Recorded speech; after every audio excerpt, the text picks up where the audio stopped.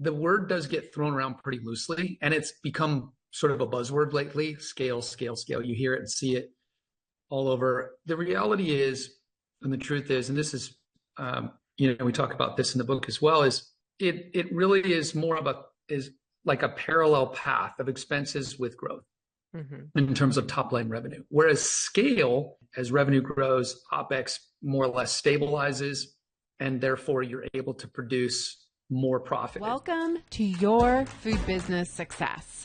This podcast is for early stage entrepreneurs in the packaged food industry ready to finally turn that delicious idea into reality. I'm your host, Sari Kimball.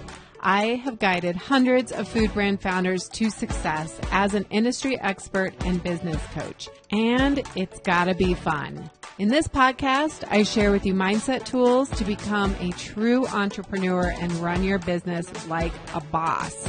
Interviews with industry experts to help you understand the business you are actually in, and food founder journey so you can learn what worked and didn't work and not feel so alone in your own journey.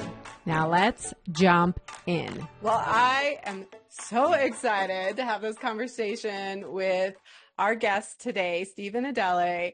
And he is, let me get to where your intro is. Stephen, you are a lifetime entrepreneur who has successfully built, scaled, and sold multiple businesses. You have been named EY. What's EY? Ernst & Young. They abbreviated their name to EY. I'm like, sometime I should know ago. that, I don't know when. Ernst & Young's Entrepreneur of the Year 3 times, awarded Inc. 500 3 consecutive years. You're also an adjunct professor at the University of Denver, Daniels College of Business, and you are a brand new co-author of the book Ready, Set, Scale. And I met you at an event, a networking event, and you presented, and I was so fortunate to see you in person, and my mind was blown. I was like, I have to have you on the podcast and come and talk to my group. So welcome, Stephen. Thank you for having me. I am super excited to be here. And I know we've got lots of great stuff to talk about today, so I'll let you dig right in. Oh, this is going to be a little teaser. We want to tease who you are and let people get to know you. And we're going to talk about this concept of scaling, because sometimes when I use that word, people are like, I think that they are like, yeah, I understand the word. Like, especially it's definitely used interchangeably with growth, and it's often misunderstood. Perfect. Yeah. So they look at me like I understand it, but I'm like, no, you don't. We're not speaking, we're using the same word, but we're not speaking the same language. So I'm so excited for us to talk about this. By the way, I want you to introduce the full title of the book before we get started, because I love the full title. Oh, yes. It's Ready, Set, Scale, and it's scaling your business without losing your soul. Yeah. And, I was doing an interview talking to a friend of mine who owns Midday Squares. It's brother, sister, and her husband up in Canada, and they're doing really well. CPG product. It's a chocolate that just tastes out of this world, natural, organic. And so he gave me the best definition of soul in a company. And he said, it's the personalization and the humanization of the company. So in other words, it embodies so much. It's the values of the company. It's the true essence of why you started it in the first place.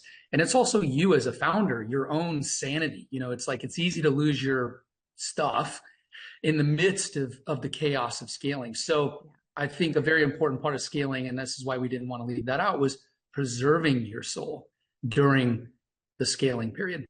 Right. Because there's a myth of like scale at all costs, and then you are a heaping pile of a dumpster fire on the ground with nothing left. And actually the podcast before this is called A Beautiful Business, where I talk about like what it means to actually create a beautiful business. And I like that word, but I love the word soul as well. Right? It's so much deeper than just numbers on a page. Yeah, and the book was actually inspired by I was on the backdrop of University of Denver, and we were in a room just working through some complex problem with he's a senior professor there. He's been around for a very long time. And he said, boy, you've got to get this into a book. Like there's just so much stuff here. Your principles are just really well centered. And I think a lot of entrepreneurs could benefit from it. And he was actually the one who said it was originally scaling your company without losing your soul. And I was like, oh, I love that. So we hung on to that. And that became the subtitle. We changed it to Scaling Your Business Without Losing Your Soul. But then Ready, Set, Scale emerged as the actual title. Yeah, that's so good. Well, congratulations on the book. That's a big deal as an author myself. So Yes, yourself. Yes, great book. Putting something out into the world and letting people react to it. So I'm excited. My copy's on the way.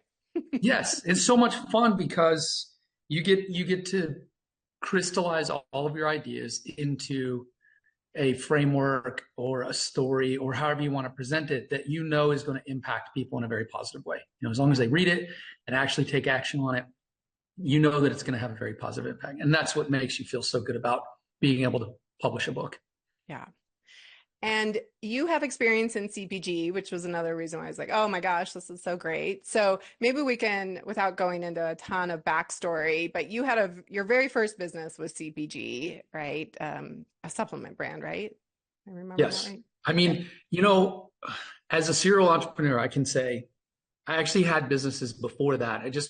And they were actually legitimate businesses that paid taxes. It wasn't like when I was a kid just selling, you know, plants around the neighborhood from my mom's spider plant. But it was, you know, I created when I was in college, I wrote a little booklet called How to Make Money Without Getting a Job. And I sold it to college students. And which is perfect, right? Nobody wants to really work if you can help it while you're in college and make money. And then what I did was I took ads out on the back of, you know, Westward magazine.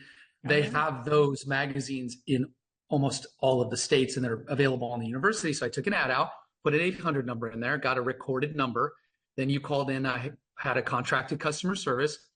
They took the order. I ran the credit cards every night. I stuffed the book into the mailer and mailed it to them and or processed the checks. And I did that all through college and then sold that actually to my very small sum to my ad rep at Westward. Because I was like, I'm not going to do this anymore. He's like, what are you going to do with the business? I said, just let it go. He's like, no, I'll buy it from you. So it ran for years after. Wow. But that was my first business. But my venture into CPG started at a company called Metrics and EAS. They were supplement companies started by Bill Phillips and his brother Sean Phillips. And I did not have ownership in that, but it was a very, I would say, entrepreneurship journey. So small company, we grew very rapidly. They sold it to Abbott Laboratories for like 300 million. And I learned so much through that, just that rocket ship ride. And after that started a supplement company for people who would use supplements while they work out, fitness supplements, if you will.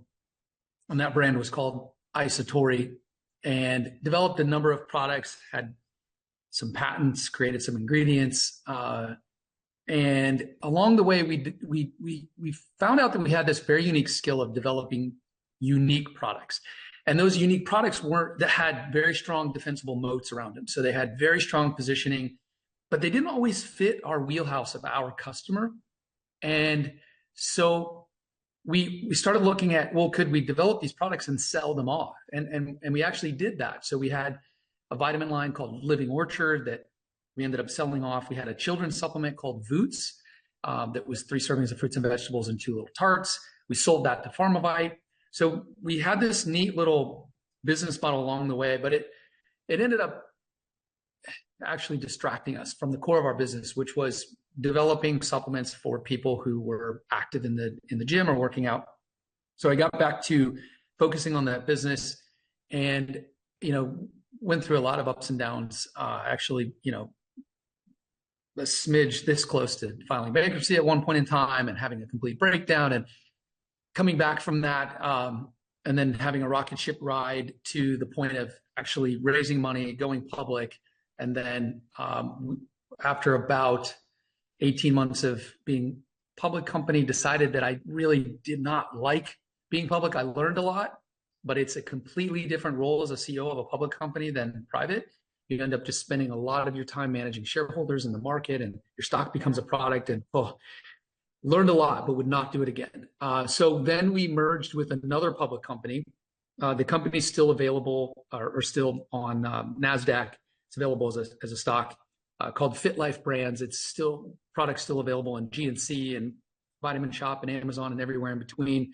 And one of the products we developed there is actually that we launched in Walmart almost 20 years ago, still on the shelf of Walmart. It's called Energize. It's an all-day energy supplement. And so over that course, had a lot of great successes, along with many lessons learned. And then after that, decided to completely change gears and move to a different industry. And so there was a few of my acquaintances, business acquaintances that had just sort of serendipitously had all finished their last venture at the same time. And so we went out to dinner up in Broomfield, 2016, kind of late 2016. And we were just thinking about, well, what should we do? What should we do next?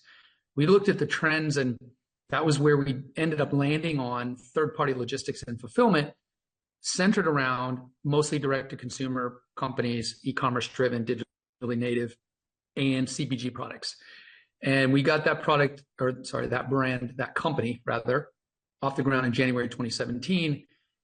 And then we just really scaled that very quickly, a little faster actually than we had planned, not complaining, but we went 0 to 100 million in 4 years. And we all had agreed that we were building this to scale, but also building this to sell. So we had a metric in mind. We said, when we hit this, we're going to go to market, we're going to sell. We sold to a private equity firm. And now they've continued to grow the product. We put a greatest decision I ever made. It wasn't my own decision, but we put Irene Sharmak, a CEO, in charge, that she's just like taken it to another level. And so, through all of those adventures, I would say and as most of us do, you learn not just through the successes, but you learn through the many failures along the way as well. Yes. Well, I am glad to hear that it was not all just an easy ride, Oh no, yeah, lots of good stories in the failure bucket. The myth of entrepreneurship that I'm going to just start and then it's going to be smooth sailing from here. It's because you work with so many entrepreneurs. It's hard work. It's hard work. And if anyone tells you that there's an easy button, or this whole notion that is going around now with this set it and forget it, that's not how it works. There is no set it and forget it. You can hire a CEO or a president to run your company for you if you want, but there's no just put this in place and just sit back and go to the beach and work 4 hours a week. That's not how it works when you're growing. Sounds good, but that's not really how it works. Yeah, amazing. Well, I wanted people to know that like you have a past in this, CPG, and so thank you. And yes, it makes me feel even better, like you on the brink of bankruptcy and all those things, and you came back. So let's talk about that myth and like what is the difference between scaling and growth? So what are you teach college level classes, all these entrepreneurs. I'm sure you see it too. They're like, yeah, I understand scaling, but what does that mean to you? Yeah. How is that different than growth? No, it's a great question, because the word does get thrown around pretty loosely, and it's become sort of a buzzword lately. Scale, scale, scale. You hear it and see it all over. The reality is, and the truth is, and this is, we talk about this in the book as well, is growth is typically somewhere between, let's call 5 and 25%. That would be good growth, right? And it's usually incremental and pretty predictable. You just you look at a public company, they're expected to grow maybe 15% a year. However they do it, up to them, acquisitions, organically, whatever. And the distinction about growth, though, is that from scale, is that it is your expenses, typically your overhead, your operating expenditures, your OpEx, is commensurate with the revenue. So as you grow, it just continues. And sometimes it'll actually outpace, right? And if you have a little bit of a downturn, OpEx goes up, P&L, gets flipped upside down. And so it really is is like a parallel path of expenses with growth in terms of top line revenue. Whereas scale is where you hit this inflection point, normally by putting certain, what we espouse in the book is principles, and operating system is one part, but there are 5 different principles putting in place to allow the company to be capable of scaling. And so what that does is allow you to grow revenue disproportionate to the growth in operating expenditures, so that you're then able to sort of see that hockey stick growth curve. And as revenue grows, OpEx more or less stabilizes, and therefore you're able to produce more profit. So one of the reasons that we were able to sell, and we went to an auction when we sold our third-party logistics center, QuickBox, was we were producing about 3 to 4 times the typical profit margin averages of a fulfillment center in the industry. So we were very attractive. And so by scaling your business, you're not only growing rapidly from revenue and moderately growing expenditures, you're also enhancing and increasing the enterprise value because of that differential between revenue and what's left in terms of profit. Yeah. And what I get from that, yeah, that's a perfect definition. Is like because I work with a lot of people, like, we launch, cool, yay. And then they're like, month over month, they're growing, year over year, they're growing. Sometimes they're like, I grew 600%. And it's like, amazing. I mean, when you start from year 1, small, it's easy to grow 600%. Yeah. But when they look at their P&L, if they do look at their P&L, they're like, huh, cool. I made a lot more money, but a lot more went out. And in fact, a lot of times it can be upside down because you're not even paying it. A lot of my folks don't even know what to look at, pay attention to. You're just throwing so much at it as like, grow, grow, grow, grow, grow. And and then, we talked about the E-Myth before we started recording. You hit this wall and you're like, what am I doing? This is horrible. Like, I'm working harder than I've ever worked, and I'm not making any money. Yeah, it is a wake-up call. And I know you've seen this. I always say, and we talk about this in the book, is 0 to 1 million, I think, is the hardest. Yeah. You can get lucky sometimes, and you get a lucky break where, for instance, maybe you get a celebrity that, talks about your product, and boom, it just leapfrogs you in revenue. But for most of us, that 0 to 1 million is really, really difficult. Yes. And then 1 million to 10 million is like cash flow hell. Like it's what you're really trying to do is grow, but manage cash flow, provided that you just didn't take in a whole bunch of VC funding that now pulls the strings on your company. And we try to prevent that. And so that's one of the principles that we talk about in the book, is in terms of cash as one of those pillars, is how do we fund our growth? And one of those ways is we really look hard and show how to generate a negative cash conversion cycle. And if you can do that, you can fund your growth. And so, it does take a lot of work and discipline, and you may not get all the way there, but you can get close, and you can get enough to generate healthy cash flow and help you fund the growth of the company. Yeah. Yeah. It's not an easy ride to get there, but it is possible. And discipline, constraint. You were talking earlier about you and your partner were like, we just have to lean into our strengths and really constrain. And I think that's one of the big, we're getting off on a little bit of a tangent, but like, as we're scaling our business, I think that the tendency is, let's do more and more and more. And actually, I think it's about doing less, but going deeper and really leaning into what you're good at.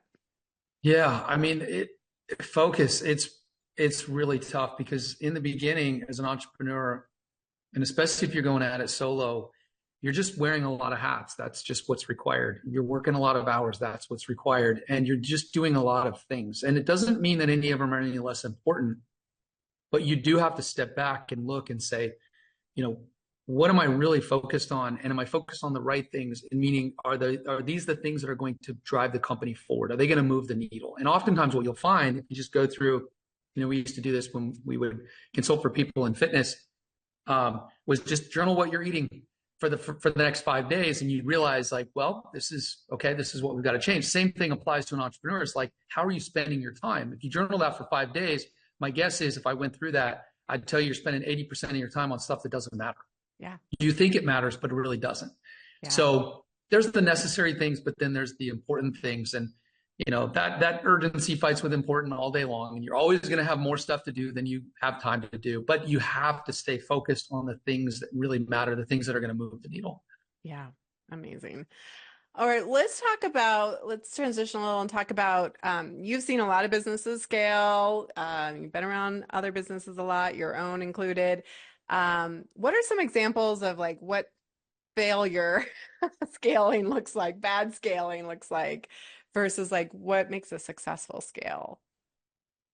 Yeah, and it's such a good question because the interesting part of that answer is there's two theories about scale. And one is, scale is all about the front end and just getting more new customers or more new orders, whatever your business entails. And then later, figuring it all out. Okay.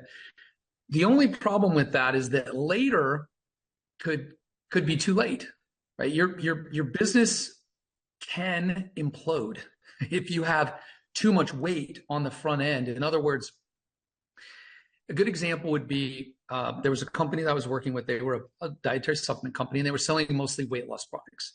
And they decided that they were ready to scale. And so they were going to turn up the volume on their marketing, spend.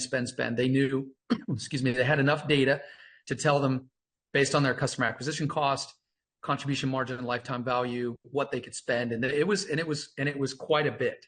They could spend quite a bit. And they decided that they were going to just turn up the volume and sort of, let's just worry about the other stuff later. So the back end. Well, they did, and they grew their order. I mean, it was some 1,000% growth on the top end. I mean, it was crazy. So going from literally a couple hundred orders a day to like 3,000 orders a day plus. Well, what happened to the like business? Where this is going. Yeah, I mean, right away. I mean, what are all the things that you think are going to happen if you're not ready to scale? You have not put the systems in place. You've not put the operational processes in place. You don't have your supply chain. You don't have set up properly. You don't have your redundancy set. It's not the little things like optimizing cost of goods and all those others. They didn't have enough customer service. They didn't have enough bandwidth. They started not being able to process customer service complaints and refunds fast enough. And they started getting a massive mound of BBB complaints coming through. And so the whole thing just started to implode. Now, thankfully, they just threw a lot of resources at figuring it out. And I would say they didn't skate through without some battle scars, because what happened with that, they started getting literally thousands of complaints on the BBB, and then they got an investigation by the assistant attorney general, and it turned into a little bit of a mess for them. So, but had they just taken the time on the front end to say, yes, we know we can scale the customer acquisition. We've got a predictable, proven, sustainable model, but now let's put the elements in place to ensure that the back end can support that. And so had they just spent a little bit of time putting those pieces in place, I think they would have had a much better or successful journey and probably have been able to generate more revenue without any interruption. I think the company would have just grown. And in fact, years later, by the way, actually, when they went to go sell, they had that became a big problem for them, was that attorney general investigation ended up coming up, and it was a little bit of an issue for them. Now, they eventually got through it and did sell the company a couple of years later. But I think scale, if you're not prepared, can certainly, and you don't normally think about this, is implode your company. It just starts to collapse from different areas. And it's because you haven't put those things in place and got the pillars really set. But successful scale looks quite different. But it's doing some of the, I call it the unglamorous work. The unglamorous work is the stuff people really don't want to do, because it's not something you can promote on social media. It's not fun to talk It's about. so boring. It's the hard work, but it's the work that great companies are made of, and the ones that are capable of scaling do that work. Yeah, the discipline that it takes. I mean, I don't wish fast growth on anybody because I actually think that's what can implode your company, right? When you're like overnight, Oprah picks up your product and you're like, what? Amazing. And then you're like, I usually don't swear on this podcast, but you're like, oh crap. So it can I think that's what can really tank a business and then having that when you start to see it go, like pausing and being like, oh, we can pause for a little bit to clean up our back end. And that Yeah. discipline is not easy. Yeah. And that's part of the rigor of scale. And that's it's also the curse as well as part of scale is that you usually don't get the opportunity to just like stop running the company and then get it Yeah. ready to scale. You're Sometimes like, it can be happening all at the same time. I mean, right. when when I was running QuickBooks, we were already scaling. I mean, we had just come off winning Inc. 500 3 years in a row, and it gets incrementally harder to win that award because you're growing through percentages is what they're looking at. And then COVID hit, and COVID. I always say this because I want to be very cautious and mindful. We landed on the lucky side of the coin. Okay. And a lot of people, including my friends, did not land on the lucky side. They had salons and restaurants and things that went out of business. And because they that's just luck. Like it's not, nobody planned for that. But we landed on the lucky side. And so the order volume in our facility after the in-home shelter went in place went up like, it was like triple, sometimes quadruple for some of our clients. So, because they were mostly D2C, so all the ordering went online. So imagine we were already in the middle of scale, and then we had to scale now at like warp speed. So, I mean, it was like, I think I lived at the office just working through all of the issues and challenges and these were, I wasn't complaining. These were what we call champagne problems. These were good problems to solve. How do we turn them into opportunities? But it was just a series of complex and some wildly complex problems, just solving them along the way so that we could keep up with our customers' growth because they were very dependent on us getting those products out the door and to their customers. But yeah, that was a lot of fun. And it certainly, I think what it did for me, especially, was it really crystallized all of those scaling principles because it stress tested every single one of them. It was like, okay, can we endure this? Can we make it through this? And it was like, yes, we did. Yeah. So I know these work. Yeah. I mean, what I wish for every entrepreneur is like they see success like in moderation and then they're able to, and it's not about like, then I just stop everything and I go work on the foundations, but you are creating the space to do that, which is actually what I want to ask you next. But I think I wish that, I wish that more incremental growth where you can be dealing with the back end at the same time because, when I worked for Whole Foods Market, I would bring brands on, local brands, and I would try to warn them and help them. But I mean, some of them went out of business because they got this windfall of being in Whole Foods, but they didn't have the back end and they didn't have the cash Yeah. flow and all of these things that you talk about in the book. So, that is where businesses, unfortunately, when they go too fast, Yeah, that's that old lucky expression. Be breaks. careful what you wish for, right? I mean, you want to get in Whole Foods, but Whole Foods can consume a lot of product very quickly if it's Yeah. successful. Yeah. So that's actually, I get this question a lot in Master Your Business, which is my next level program. It is all about scaling. It's about doing this discipline work of creating your foundations and everything you talk about.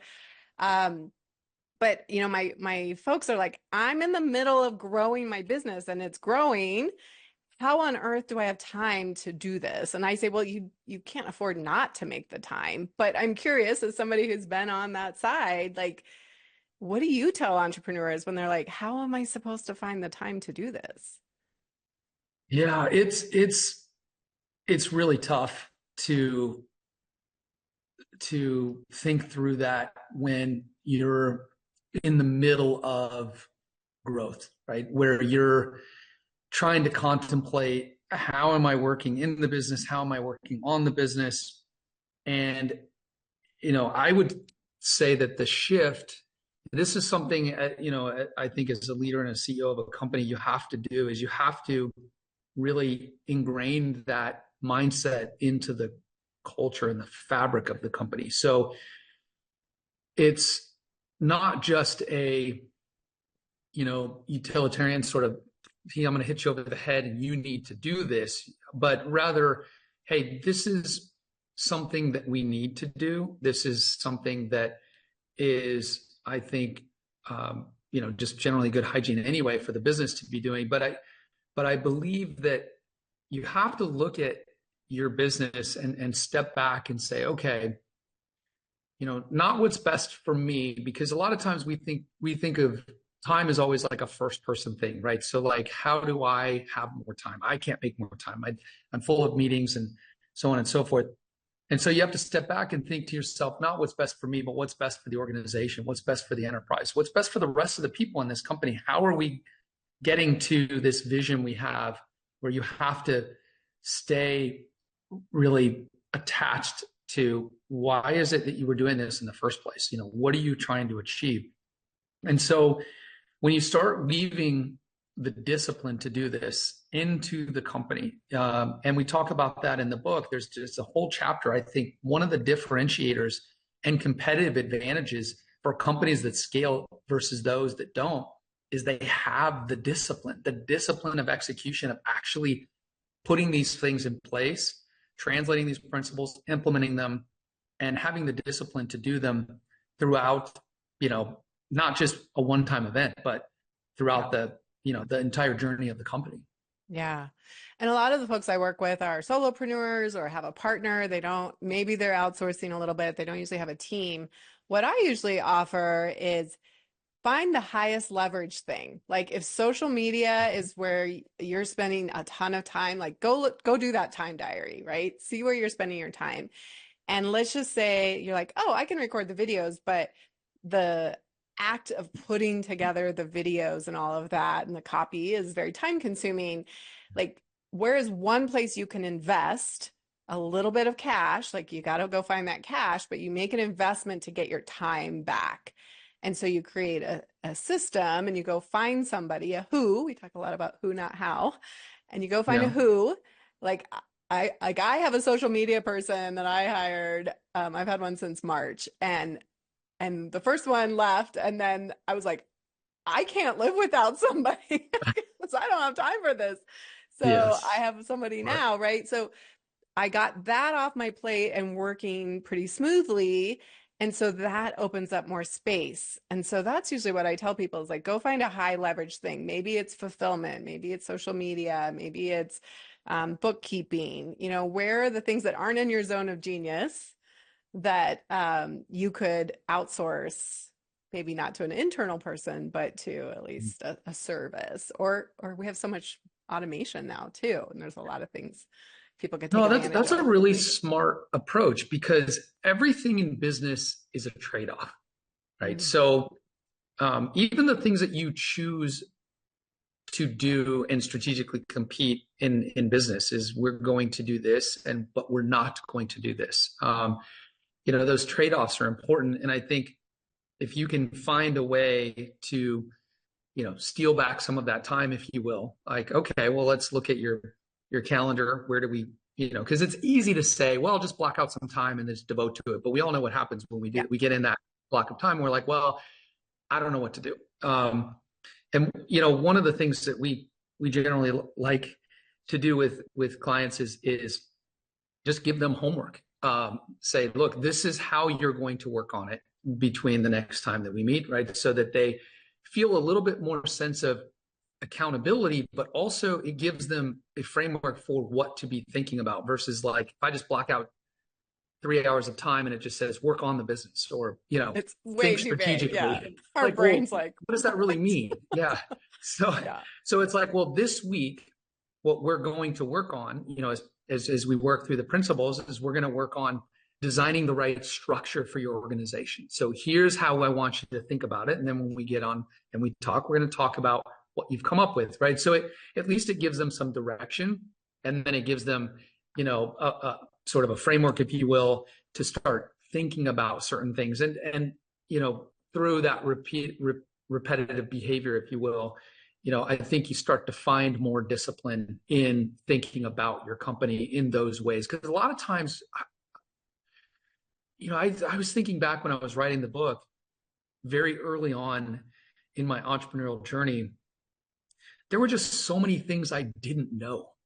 It's the old expression, you don't know what you don't know. And you can use your naivety to your advantage to a certain point. But then there's just things that you do need to know about a business in order to be successful. And I think once you've given someone those tools and the way to think about their business, it never goes away, right? They use it and they refine it and they keep going back to it. And so, once you get through all those principles of scaling, it gives you the sort of the framework, if you will, to go back and just keep thinking about, because it's an iterative process. It isn't like do it once and you're done and then just go, right? You're continually working on it as you're scaling the business. Yeah. And one of the things I ask people in Master Your Business to do is put CEO time on their calendar. And I should grab this. We talk about the CEO hat. This is my CEO hat. Yes. So put on your CEO hat and go and I actually have a checklist. I'll give people the link in the show notes that is like a CEO checklist. So because when we just say CEO time or work on business, our brain is like, I have no idea what you meant by that. That is way too vague. And we're going to go find some things that distract us that feel much more urgent in the moment. So having a to-do list, having a checklist is so important, at least, and it's the discipline. Even if you're like, I have no idea what to do, but I'm going to sit here for 30 minutes and be like, this is my CEO time. Yeah. No, that's important because it's so easy to forget about that role. You're constantly spinning a lot of plates and trying to keep them all spinning, keep them from crashing. And, I had a mentor very early on. He gave me this one bit of advice, and he was the president of Kinko's before they got bought by FedEx. And I think he had something like 30,000 employees or something. I mean, it was just, I've never had that many employees, but different level of organization. But, he told me, he said, look, Stephen, as a CEO, there's three really big things and one thing that you constantly have to do. But one, you need to shape your strategy and align your people around it. Just that always has to be your North Star. Just keep thinking about that. And are your people aligned around it? Do they understand where you're headed? Are you all headed in the same direction? And then second was attracting world-class talent. And that one always stuck with me because whenever it came to attracting like world-class talent, and I never, especially now, I think it's easy to sort of settle on talent versus and trust me, great talent isn't on Indeed. They're probably working really hard at a current job and you have to go surgically extract them from that company. And sometimes that takes time and effort. But as a CEO, your job is to go sell the dream of what you're doing and get people involved in doing that. And, it reminds me of the old expression of when Steve Jobs was trying to sell the role of CEO at Apple. He's like, do you want to sell sugar water for the rest of your life or do you want to come change the world? And it was like, whoa, I want to change the world, Yeah. And so your job is to attract world-class talent. The third is to build a positive culture, which has to be done by intent. You have to build the culture you want. Otherwise, it gets built by default and you might not like it. And then the final piece was just like a denominator to the whole thing is you either have to be driving customer growth or talking to your customer or learning from your customer. His point was if you're not doing something that's facing your customer, they're seeing your butt. He used to tell me all the time. And so it was like, okay, that's pretty simple. I can keep those four things. But if you look every week at your calendar and the things you're doing, you can ask yourself, am I doing one of any of those four things? If you haven't, you're not being a CEO. You've got to get yourself back into that mode. And I think that to me was always my anchor. We keep alluding to these 5 pillars.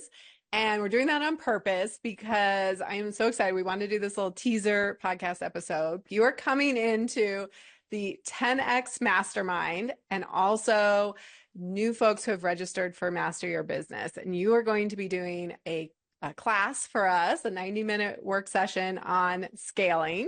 You're going to be presenting the principles in the book, and it was an incredible presentation that I saw, and you'll be available for Q&A and all of that good stuff. But I am going to open that up to people listening.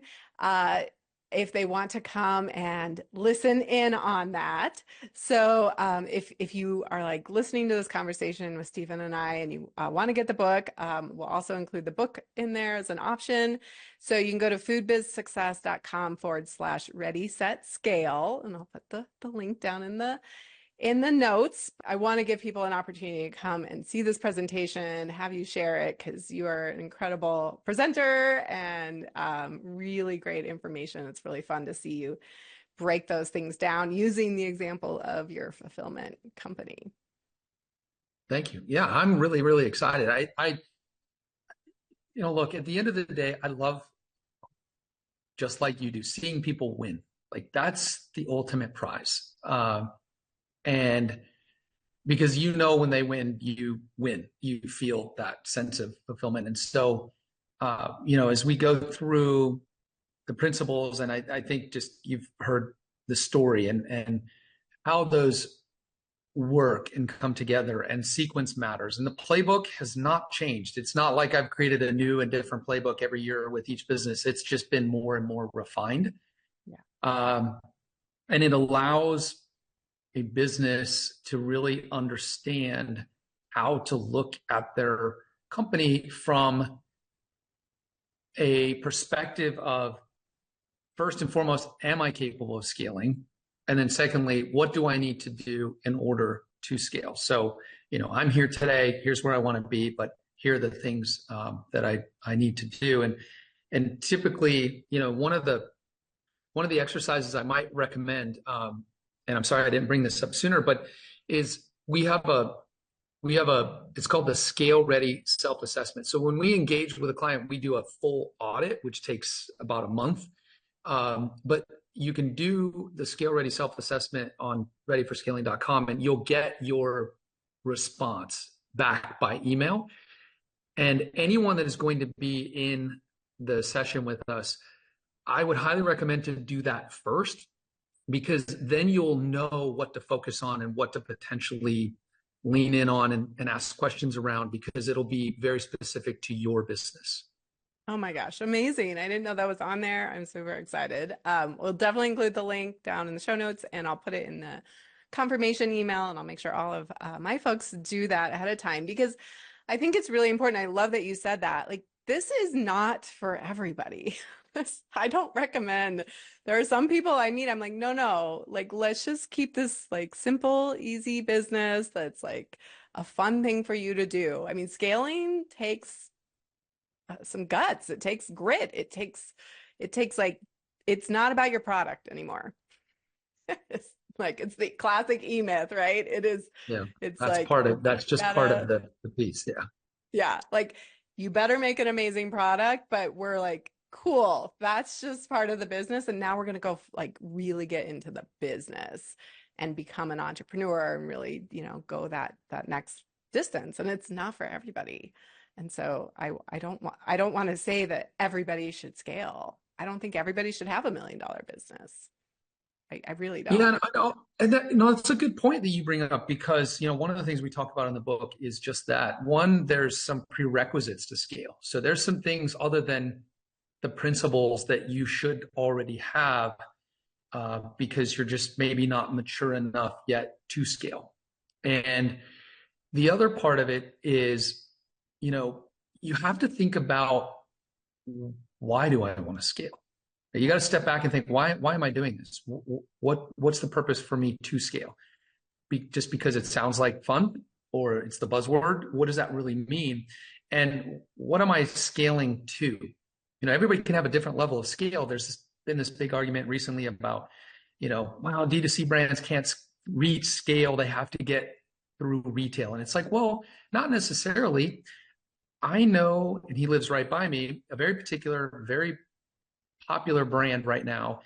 He's D2C only, and he got to 80 million. And trust me, he's doing just fine. And he has no desire to be in retail. Yeah. That was scale for him. So where does scale lie for you? I think you have to define that. And if it involves retail and a blend of D2C, great. But if, if it's somewhere in between, that's fine too. That's up to you. So scale has to be defined on someone's own terms. In other Yeah. words. Yeah, I want people to do it really intentionally and really based Yes. around their own values and like why are they doing this business and what's in it for them and what are they trying to create and make sure it aligns with your own personal vision for yourself and your values for sure. Yeah. So I love Yeah. that you guys offer that. Amazing. Well, I think this is a great place to wrap up. I think we've kind of talked about what happens if you don't build it on a strong foundation, but did you want to add anything there? Because that was our last question of just like what happens when you don't take the time to do this work. I think we covered it, but was there anything to add? Yeah, no, I think we did a pretty good job, and I probably could talk to you for the whole day, fill up enough, to make a number of episodes out of. But I just think that, when you're looking at scale, and you think about, how do you do it, where do you do it, you know, um, how do I understand, what's important to scale? You have to think about what is it I'm trying to accomplish with my business, kind of the question that you just brought up, which I think oftentimes gets overlooked. And that's one of the very first things I ask entrepreneurs when I'm talking to them is like, what do you personally want to get out of all the time, energy, sacrifices that you're going to put into this? Yeah. Because you have to align with that. Because then when you start building the company to be capable of scale, that becomes a little bit more, I think, just not, I don't want to say rudimentary, but it's things that you're not going to feel particularly passionate about, right? Because again, going back to the unglamorous stuff, it's the work and the discipline that has to be done to scale. But the rewards, you put it in place and you can scale, and nothing scales infinitely, but allows you the capability to scale to whatever it is you desire to scale. And look, if you want to eventually sell your company and you've designed it to scale, well, one, you've allowed it the ability to scale. Two, you've probably dramatically enhanced its enterprise value, so it's worth a whole lot more. And three, you've put in all the pillars in place so that if someone comes in and wants to buy your company, it literally has like an operating manual. Like it's worth so much more to them because they don't necessarily need you in particular to, be involved and run it. And that's when your company is actually worth the most. So, I think that's the upside of scaling, the part of it that you definitely want to align with before you take on the scaling journey. Yeah. I'm so glad you said that because we're talking about scaling and the grit and the discipline and like it's hard work, but there are rewards on the other side. And when you start, I think that's what we imagine is like the time freedom and the money freedom and like it's all just running like clockwork and it's so easy. Don't And we it's wish? never easy, right? There's always problems to solve, but you grow your team and the chaos sort of flattens out and there's less like daily drama right after when you scale. And so it's Yeah. good to remind ourselves like why that's important to do that. Yeah. And you find hidden benefits sometimes. And the story I explained when we talked about what happened to us at QuickBox and a mission that came out from inside the company that we weren't expecting. And we ended up becoming Colorado's largest second chance employer. And it changed me and the company completely.